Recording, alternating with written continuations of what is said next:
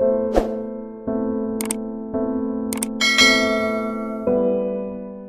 कहानी है दो दोस्तों की, और उनकी दोस्ती की शुरुआत हुई थी अभी कुछ दिन पहले हॉस्पिटल के कमरे से, जहां पर वो दोनों एडमिट थे।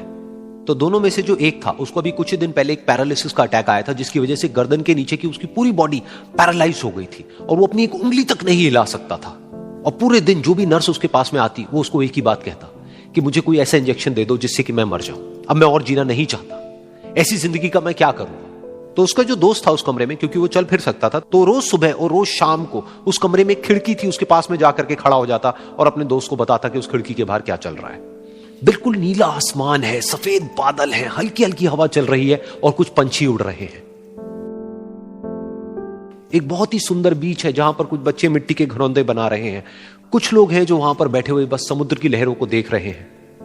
कुछ लोग जॉगिंग कर रहे हैं, कोई एक्सरसाइज कर रहा है, कोई पतंग उड़ा रहा है। वहां पर एक आइसक्रीम की स्टॉल है जहां पर कुछ लोग आकर के आइसक्रीम खा रहे हैं। और सनसेट के टाइम पे जो पानी है वो पूरा गोल्डन हो जाता है और चमकने लगता है। तो शुरू में तो जब उसने वो सब बताना शुरू किया तो उसके दोस्त के ऊपर ज्यादा असर नहीं हुआ, लेकिन धीरे धीरे उसके अंदर जीने की चाह जागने लगी। अब वो सुबह का इंतजार करने लगा कि जल्दी से सुबह हो और मेरा दोस्त मुझे बताए कि आज यहां पर क्या हो रहा है। कुछ दिन तक ऐसे ही चलता रहा। फिर एक दिन जब वो सुबह उठा तो उसने देखा कि सामने वाला बेड खाली है।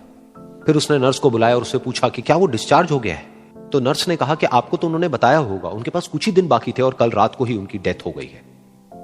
ये सुन करके उसके अंदर की उम्मीद पूरी तरह से टूट गई, क्योंकि सिर्फ उसका दोस्त ही था जिसने उसको बाहर की दुनिया से जोड़ा हुआ था, जिसकी वजह से वो जान पाता था कि बाहर क्या हो रहा है और ये दुनिया कितनी खूबसूरत है।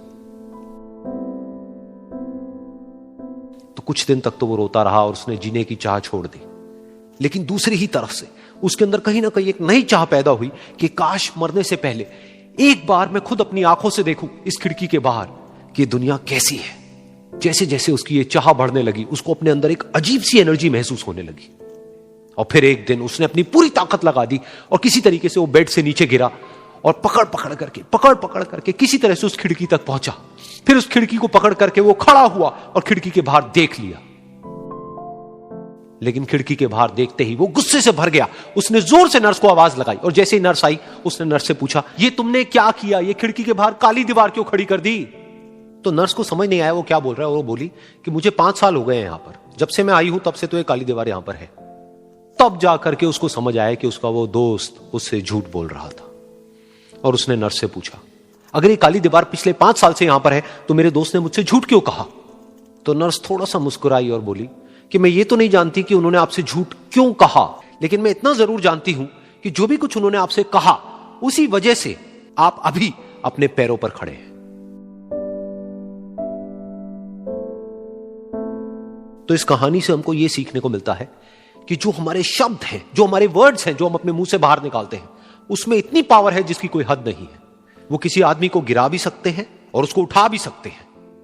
तो अब आपके ऊपर है कि आप अपनी इस पावर को यूज करते हो या मिस यूज करते हो।